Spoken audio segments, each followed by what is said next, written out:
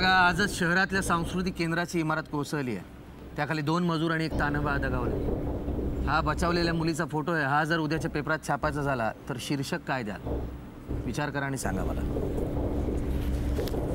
भिंत खचली, चूल विजली, होते नव्हते नेले.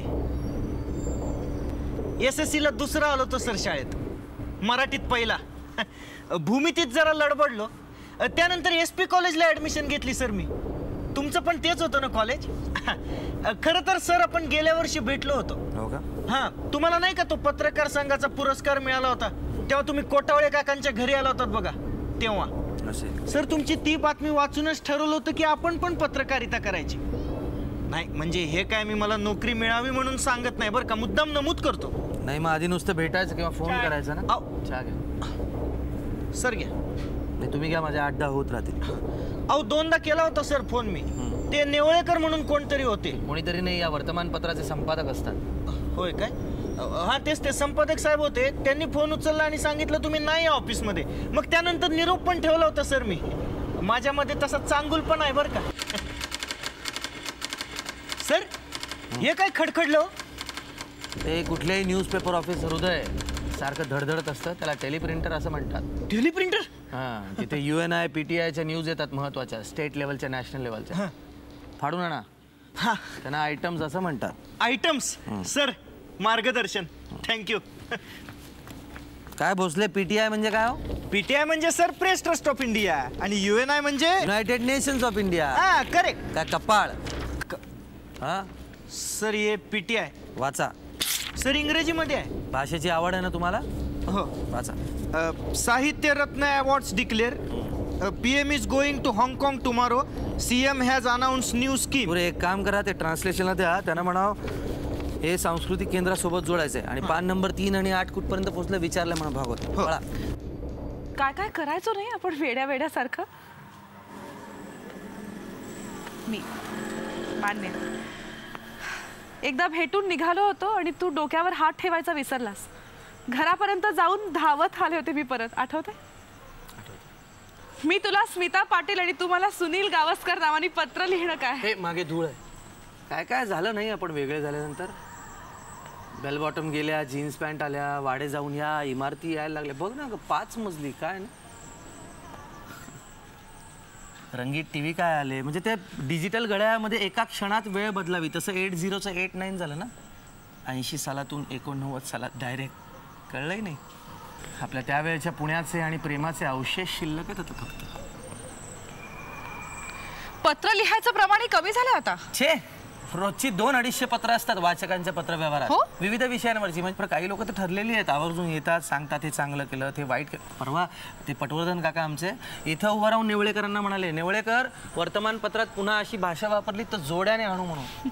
अशी लोक आहेत म्हणून पेपर सुरू आहेत. अगं आता हे भाबडं आणि पोएटिक विधान नाहीये. पेपर जाहिरातींवर सुरू आहेत. अरे पेपर जाहिरातींवरच सुरू आहेत आणि हे सगळ्यांना माहिती आहे. 50 पैशाला 10 पानांचा पेपर कसा परवडतो? नाही तर तुमची दैनिक हिंदुस्तानची जाहिरात विभागाची माणसं मागच्या आठवड्यात 2दा ऑफिसला येऊन गेली. जाहिरात द्या, जाहिरात द्या, जाहिरात द्या. क्वार्टर पेज जाहिरातीवर 6 छोट्या जाहिराती मोफत घेऊन टाका. ते पॅकेज घ्यायला पाहिजे होतं. रिक्षा रिक्षा. काय का स्वप्ना, हां तुला काय वाटतं, घेतलं असतं पॅकेज, त्या जाहिराती दिल्या असत्या तर मी काढून टाकली असते का नावं बातमीतून? मग कदाचित हे सगळं तुझ्यापर्यंत आलंही नसतं. अरे तुझ्या ऑफिसमध्ये तुझ्या नकळत अनेक गोष्टी घडतच असतील की कळतही नाही आजकाल कोणाला. अनेक लोक सर्रास सिग्नल तोडून निघून जातात. खूप राग येतो मला त्यांचा. पण मग मी विचार करतो, मी या लोकांना अडवू शकणार आहे का? तर नाही. माझ्या हातात आहे सिग्नल लाल असेपर्यंत थांबणं. मी थांबणार. माझ्या हातात आहे नावांसहित बातमी छापणं. मी छापणार. चल मी या मागच्या रस्त्याला जाते चालत, मला मिळेलच तिथे रिक्षा. अगं थांबली असतीस थोडा वेळ. नाही नको, तसंही काम होणार नाहीये. मग नाही थांबत उगाचच. आपतेष्टांपासून त्रास उत्तम. का असं बोलतोयस तू? मला जे वाटतंय ते मी बोलतोय. काय कारण आहे असं वाटायचं? भास्कर,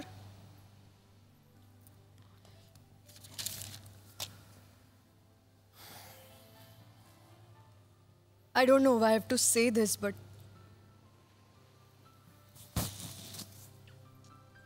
तुला माहिती आहे तरी का रे माझं किती प्रेम आहे तुझ्यावर? तुझं काय स्थान आहे माझ्या आयुष्यात ते? पण तुझं जे काही चालतं ना ते कळत नाही ग मला. म्हणजे काय? माझं काय चाललेलं असायचं? म्हणजे काय चालतं तुझ्या आत, तुझ्या डोक्यात, तुझ्या मनात? दिवसभर कसला तरी विचार करत बसलेली असतेस, काहीतरी वाचत असतेस, आणि आजपर्यंत मी कधी विचारलं नाही. पण ऑनेस्टली काय करता काय भेटून तुम्ही ते तुमचे सगळे मित्र मैत्रिणी? मी घरी असते म्हणून मी काही छंद लावून घेतलेत. माझ्या आवडीची कामं आहेत ती सगळी. आणि माझे मित्र मैत्रिणी आहेत. हो, पण तू त्यातच मग्न असतेस कायम. हो, मग मग्न असणारच माणूस. मग्न असणारच. तू नसतोस का तुझ्या व्यवसायात मग्न? तू तर किती गुंतलेला असतोस. अरे माझं माझ्या व्यवसायात गुंतणं हे आपल्या सगळ्यांसाठी. आणि हे बघ, ते जे काही आहे ते उघड आहे. तुझं सगळं म्हणजे ते ते तुझं तुझं तुझंच. हो का? मग तसं ते प्रत्येकाचं असतं. प्रत्येकाचं तेल घेत गेलं. नवरा बायको मध्ये कशाला पाहिजे? का नसावं? का नसावं? मला लॉजिकली एक्सप्लेन बरोबर, कर. असावं असावं, असू दे असू दे, पण निदान माहीत तरी असावं. अरे विचारल्याशिवाय माहिती होईल का?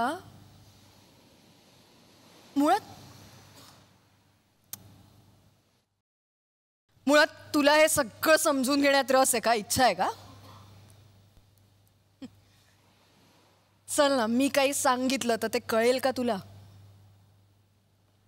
तू शांतपणे ऐकून घेशील माझं? This is so unfair no, Nandini. This is not unfair. अरे मी तुला विचारलं नसेल कधी, पण ऐकून घेणार नाही असं मी कधीही नाही म्हटलं. एक मिनिट, तुझ्या मनात हेच खतखत आहे ना की माझे मित्र कोण आहेत, कोणाशी माझी मैत्री आहे? हे बघ, खतखदत बितखदत काही नाहीये. माझं मन स्वच्छ आहे. तर तू त्यात खतखत बितखत कुठून शोधून काढलीस तुझं तुला माहिती.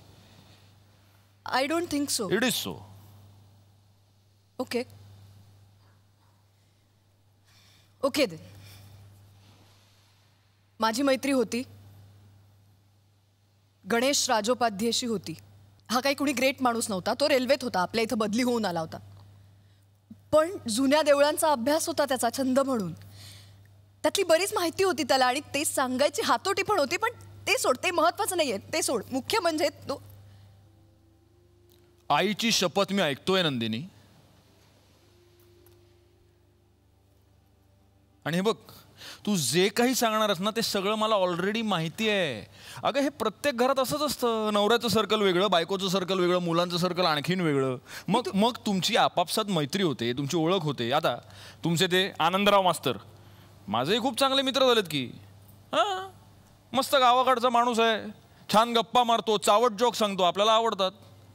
त्यात काही अडचणच नाही आहे. पण तुम्ही जेव्हा काय पण काय खतखत नाहीये. तुला भूक नाही लागली? आपण काहीतरी ब्रेकफास्ट ऑर्डर करूया ना, तर आपल्याला वाळत टाकून निघून जातील. अस्कर तू प्लीज ऐक, मी काय आधी सांगते. ब्रेकफास्ट बोलूया ना, आपण आहोतच, बोलूया.